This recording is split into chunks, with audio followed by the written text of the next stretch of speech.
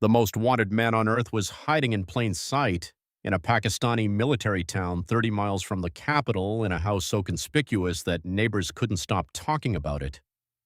And for almost a decade, the most powerful intelligence apparatus in human history couldn't find him. So when they finally did, the story they told the world was clean, simple, and satisfying. They tracked his courier, they followed him to a compound, they sent in the SEALs. That version is true, partially, but there's a layer underneath it that almost nobody covers, details that were buried in interrogation transcripts, satellite logs, and a single disputed account from one of the most decorated investigative journalists in American history that the White House called patently false. And by the end of this video, you're going to understand why the courier story might be the most convenient explanation ever constructed, and what the intelligence record actually shows when you read it closely. Here's what we're going to cover. The hunt started with a case of mistaken pursuit. The wrong guy led them to the right idea. Then the trail went cold for years, kept alive by tiny fragments from detainees who were actively lying. Then one car, spotted near Peshawar on a random afternoon in July 2010, broke the whole thing open. And then there's the version of events that a former U.S. intelligence official told Seymour Hersh, which, if true, means the courier story was never the real story at all. I'll get to that last one because it's the part that changes everything you think you know about this operation. Let's start at the beginning, and not where most people think it begins.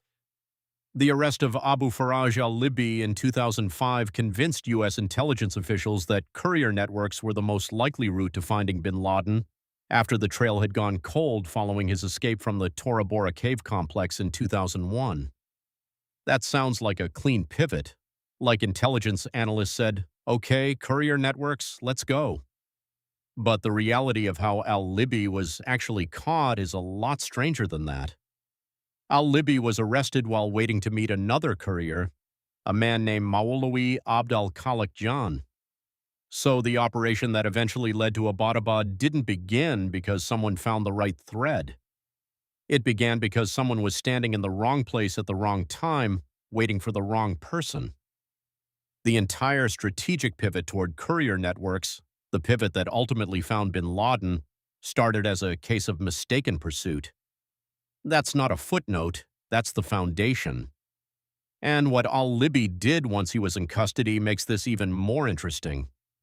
He told interrogators that bin Laden's designated courier and official messenger was a man called Maulawi Abd al-Khalik Jan, and CIA officials later concluded that no such person even existed, and that al-Libbi, like Khalid Sheikh Mohammed before him, was trying to conceal the real courier's role in order to protect bin Laden. So the man who cracked open the courier network theory was himself actively feeding analysts a fake name. They were chasing a ghost while the real courier was still moving freely. Now here's where the detainee picture gets more complicated, because the actual breakthrough on the courier's identity didn't come from al-Libbi or from Khalid Sheikh Mohammed. In 2004, a top al-Qaeda operative named Hassan Ghul was captured in Iraq. Ghul told the CIA that the courier, known by the alias Abu Ahmed al-Kuwaiti, was crucial to the organization, and specifically that he was close to al-Libbi, who had replaced Mohammed as al-Qaeda's operational commander. A U.S. official later said Hassan Ghul was the linchpin. So to recap what the intelligence picture actually looked like by 2005, they had a name, Abu Ahmed al-Kuwaiti, confirmed by multiple detainees. They had confirmation that two of al-Qaeda's top leaders had both lied about knowing him, which paradoxically made him more important, not less. And they had zero idea where he was. Officials said that although they learned the courier's name in 2007, it wasn't until 2009 that intelligence analysts had narrowed his geographic location to somewhere near Islamabad. That's a 2-year gap between knowing the name and knowing the continent of the country. And even near Islamabad is a search area the size of a small state. What kept the trail alive during those years wasn't dramatic. Once the CIA got the courier's family name, The National Security Agency began intercepting telephone calls and email messages between the man's family in a Gulf state and anyone inside Pakistan. Tiny fragments, signals intelligence pulling at threads that had no clear end, and still nothing that put a pin on a map. Then July 2010 happened, and it happened because of one white car. In July 2010, Pakistanis working for the CIA drove up behind a white Suzuki near Peshawar, driven by the courier. The car's license plate number was noted. After weeks of surveillance, the courier led them to a sprawling compound in Abbottabad. That's it. That's the geographic breakthrough that ended a decade-long manhunt. Not a wiretap, not a walk-in informant, not a satellite intercept.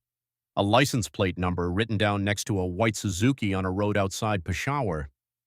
In August 2010, U.S. intelligence agencies tracked that suspected al-Qaeda courier, Abu Ahmed al-Kuwaiti, whose real name was Ibrahim Saeed Ahmed, to a compound in Abbottabad, Pakistan.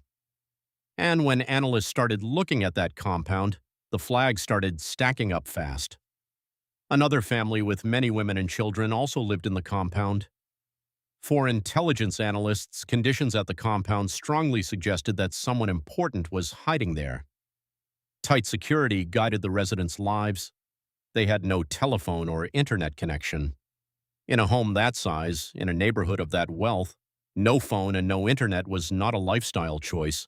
It was a security posture. And the residents burned their own trash rather than putting it out like every other house on the street, a detail that surveillance teams flagged immediately because it meant nothing from inside that compound was ever meant to leave it. The compound had been built in 2005. The land had been purchased using a cover story so mundane it held for 6 years.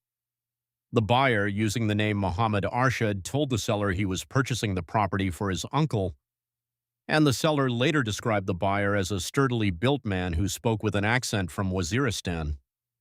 That description never made headlines, but it's a real eyewitness account from the actual land transaction, a physical description of someone connected to that compound on record years before the raid.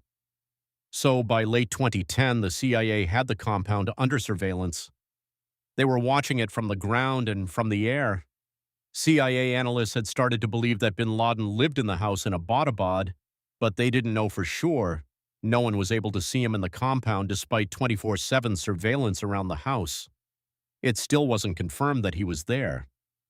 The CIA brought in a private intelligence analyst for another opinion, and despite all the information and evidence, that analyst concluded there was only a 30 to 40% chance bin Laden was actually in Abbottabad. President Obama put the odds at 50%. Think about that. The most consequential special operations raid in American history was greenlit on a coin flip.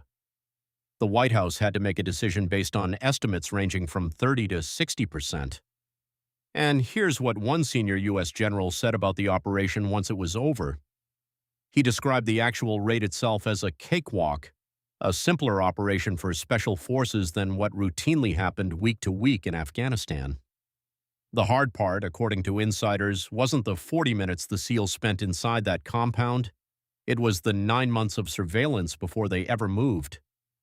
The operation has been described as the result of years of complex intelligence work and extensive cooperation among U.S. security and military agencies.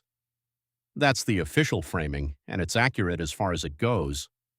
But there's another account, a documented, sourced, published account, that says the courier story was never the real story. And this is the part almost nobody talks about because it's uncomfortable. Not because it's fringe, because it comes from someone with a serious track record, and because parts of it have been independently corroborated. In 2015, Pulitzer Prize-winning investigative journalist Seymour Hersh published a 10,000-word piece in the London Review of Books. Hersh claimed that at the time of the U.S. raid, bin Laden had been held as a prisoner by Pakistani intelligence since 2006, that top Pakistani military leaders knew about the operation and provided key assistance, and that contrary to U.S. claims that it located bin Laden by tracking his courier, a former Pakistani intelligence officer identified bin Laden's whereabouts in return for the bulk of a $25 million U.S. bounty.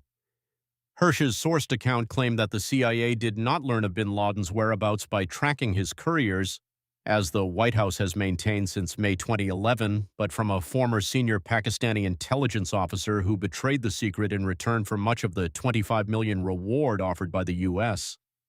Now, the White House response was immediate. The White House rejected Hersh's article, calling its claims patently false, with a national security spokesman saying there were too many inaccuracies and baseless assertions in this piece to fact-check each one. Retired CIA Deputy Director Michael Morrell told CBS that every sentence I was reading was wrong.